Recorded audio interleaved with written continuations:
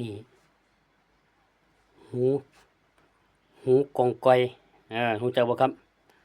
หูผีกองกอยอ่านี่ละของแท้เลยเออเพื่อนๆเคยเห็นบ่นี่ละผมถ่ายให้เห็นจะๆเลยแล้วต้องขอขมาลาโทษก่อนลูกหลานขอถ่ายคลิปเด้อครับผีกองกอยเอ้ยสาธุอืมนี่แหละครับเนี่ยของแท้เลยพี่น้องเอ้ย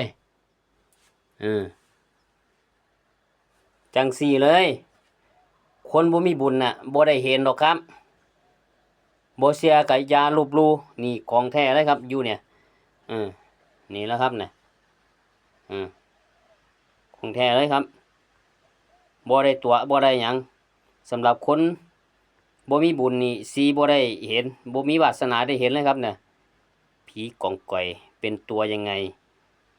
เว้าไปก็คือจังซั่นล่ะนี่นี่แหละรู้ของเพิ่นเลยเห็นบ่ครับ